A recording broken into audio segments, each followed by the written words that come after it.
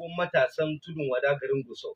Kuma na tsaya takara a wannan babban jam'iyya ta mu ta adawa ta A.D.C wadda muka wahala dare ba rana domin mu tallata ta a faɗin Najeriya. Na tsaya takarar kujerar majalisar tarayya tsakanin Gusau da Tsafi. To honorable menene makasudin kiran taron? Babban makasudin kiran wannan taro shine mu bayyana ma al'ummar duniya halin da jam'iyyar mu take ciki, musamman a nan jihar Zamfara. Duk da muna jin wasu korafe-korafe wasu wurare, amma mun fi mai da hankali akan jihar Zamfara. An kasa samun cikakken shugabanci ingantacce. Ta yaya kana deputy national organizing secretary sannan ka ce kai ne dan takarar sanata? Ta yaya kana acting national state chairman sannan ka ce kai ne dan takarar rep? Sannan ta yaya za ku rufe muna kofofin dukkanin manya-manyan jagororin adawa waɗanda suke da jama'a? Ku diba mai girma Wadato Madawaki yadda ya balle daga jam'iyyar nan, da shi muka zauna mitin ɗin consensus har karfe 3 da dare Abuja. Ta yaya wasu za su nuna son zuciya? Jam'iyyar A.D.C ba a kafa ta ba akan zonin, babu wanda ya isa ya kawo zonin. Sanadiyar rashin zonin ɗinta ne yasa wato Kwankwaso da Obi suka fita, saboda suna so a yi zonin ɗinta zuwa kudu. Sannan kuma zonin ya saba ma fundamental human right na ɗan ƙasa da kuma demokaradiyyar Najeriya gabaki ɗaya. Idan aka mayar da hankali akan zonin, babu ta yanda za a iya yi a samar da 'yan takarkari ingantattu masu nagarta. Zonin ba shi bane da muhimmanci, dan takarar da zai iya dalibarin ya kawo wato sakamakon zabe wanda zai iya cin zabe shine babban abin da yake da muhimmanci. Sannan kuma ran da kuka je aka zauna mitin din bayan fage, kafin mu zauna da sama dan takara 120 duk Najeriya, ka faɗa man jihar da aka ɗauki 'yan takarar su aka kai su Abuja consensus in ba Zamfara ba. Wannan ba renin wayo bane, kan mage ya riga da ya waye. Babu wanda ya isa ya zo ya muna kama karya a cikin demokaradiyya, a cikin kuma jam'iyyar da muka gina ta da jini da jikinmu. Sannan kuma kashi na biyu, kun ce kun zo da tsarin consensus. Consensus ba fa yana nufin ka shiga ɗaki ka rufe ba, ka ce wane ɗan takara, kai wane je sanata, kai gwamna, kai wane ka je. Ka tuna fa margayi Muhammadu Buhari akan wannan ne ya ja kunnan mai girma Abdulaziz Yari, wanda ya musu sanadiyar rukucewa dukkanin zaben su na 2019. Al'ummar jihar Zamfara ku shaida ne, kun san abin da ya faru. Abin da ake nufi da consensus shine a kira wane, a kira Jayaki wato Suleiman Ruwan Ɗoruwa wanda ke takarar reps, a kira ni ina takarar reps, a kira Ahmad Lalamu uku matasa akalla, a ce me kuka so ku yi. Daga nan mu za mu daidaita kawunan mu tsayar da ɗan takara ƙwara ɗaya wanda zai wakilce mu, kuma mu rufa mashi baya domin mun san da waɗanda za mu yi yaƙin neman zaɓe. Kowa ya riga ya san ƙarfin APC a Najeriya, kowa ya riga ya san kama karyarta, kuma kowa ya riga ya san illar da take ma demokaradiyya. Idan ba mu zo muka haɗa kanmu ba, mu uku muka wakilci al'umma, ta yaya za mu iya kayar da su ko kuma mu kawo canji na gari da ake bukata? Dukkaninmu babu wani mutum ƙwara ɗaya wanda ya zama island. Kowannenmu yana da irin rawar da zai iya takawa. Idan muka haɗa ƙarfi da ƙarfe, za mu iya yin nasara. Amma wai sai aka ɗauko muna wani from nowhere wanda shi asali kujerar sanata ko gwamna yake so, bai iya samun ta ba, aka je aka yi dumurmurmura ta ƙarƙashin ƙasa aka cika mashi form. Kuma ba mu zauna zaman consensus ba. Duk wanda ba mu zauna zaman consensus ba, wallahi ba mu yarda da shi ba. Ba yanda za a yi an tara mu consensus a matsayin 'yan takarar reps, sannan a ɗauko wani ɗan takarar sanata wai a bashi kujeranmu. Ta yaya, ina aka taɓa yin haka? Ba matashi ba, baka wahala da jam'iyya ba, ba a san ka ba, ka shigo jam'iyya bai wuce sati 3 ba, sannan kuma a ce wai kai za a ba shugabanci. Ta yaya, ina aka taɓa yin haka?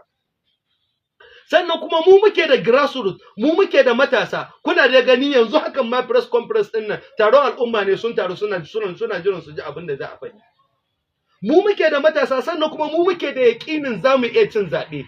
Babban abin da ya ƙara ruguza wannan zaɓen, ta yanda ɗan takara ya ɗauki zaɓe na primaries ya kai gidan shi, kuma ba zaɓe aka yi ba, ba komi aka yi ba, cike-ciken takarda aka yi. Kai ciyaman na kwamiti ɗin primaries election, ka ji tsoron Allah.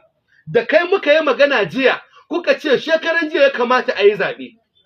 Ba a yi zaɓe shekaran jiya ba. Jiya mun tara al'umma, babu mata, babu matasa, tun safe wasu wallahi kuka ma suke ba su karya ba. Amma saboda kishin al'umma da kishin da suke yi, suna so a samu 'yan majalisun tarayya da za su iya yi kira da babban muryar da za a wakilci talakawa. Ba wai ɗan majalisar da zai zo ya buge ba, yana tara matasa a sunan yayi constituency project, yana raba musu dutsen guga da sabulun wanki. Ko kuma wani dan majalisa da zai zo yana gyara makabarta da sunan wai yana inganta. yana inganta me yake da suna yana capital project, ko kuma ɗan majalisar da baya da aiki sai raba palliative shinkafa da taliya. Ya kamata a matsayinmu na 'yan Najeriya, a matsayinmu da muka fito daga jihar Zamfara, wanda muke kwance saman ma'adanan ƙasar da duniya gabaki ɗaya ake nema, a ce wai muna kuka ana saye mu da shinkafa ko kuma ana saye mu da kwalin taliya. Wannan koma baya ne gare mu. Muna son matasa da za su iya kawo wakilci ingantacce, wanda za su iya kwato ma Najeriya ko kuma mu ce kwato mai yankin mu haƙƙin shi. Ka duba budget ɗin da ya gabata na shekara ta 2025, jihar Zamfara ba ta da ko ɗigo. Rashin wakilci ne ingantacce. Ko kuma ɗan majalisa ya je ya zauna bai da aiki sai zaman ɗumama kujera. Na yi mamakin wani ɗan majalisa da ya fito daga jihata, wanda yake da kuri da kumfan baki kan cewa yana wakilci, amma a ce bil 3 kaɗai ya fasin. Ku duba ku gani cikin garin Gusau yara suna yawo duka daga gujin hijira ya baro su daga yankunansu. Mu mun riga mun yi alƙawalin za mu haɗa kanmu, za mu mara ma ƙwara guda daga cikinmu baya ya je ya wakilce mu a majalisa, mu rinka ba shi shawarwari da motions ɗin da zai gabatar da bill ɗin da zai yi presenting da yadda za mu yi follow up domin dai al'umma yanke mu su samu ci gaba. Wallahi wannan shine makasudin mu na shiga wannan jam'iyya, na shiga wannan tafiya ta sabuwar tafiya kafin ma mu shigo cikin jam'iyyar A.D.C.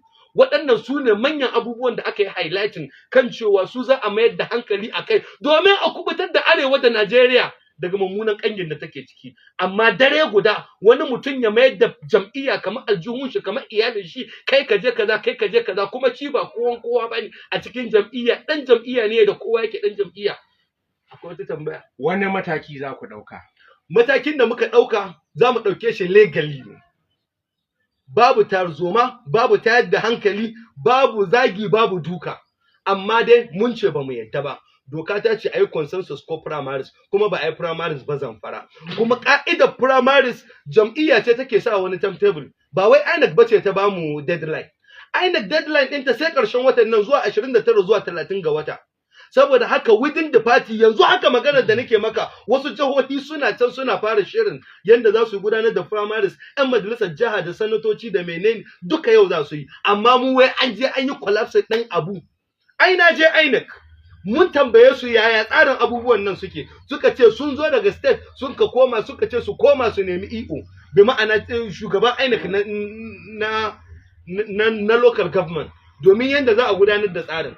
Idan ana so a yi gaskiya a dawo bayyane kamar cikin ranakun da muke da Asabar ko Lahadi, a je a yi primaries na inganci na adalci. Idan wallahi ƙuri'a ɗaya na samu na amince, idan dai an yi shi free and fair, wanda ya yi nasara mu mara mashi baya, a gudu tare a tsira tare. Mu ba wai mun zo bane dole sai mun yi takara, mun zo ne domin mu ga yadda za a kawo mafita a kubutar da al'umman mu daga cikin mummunan ƙangin mulkin mallaka da suke ciki. To muna godiya kwarai da gaske.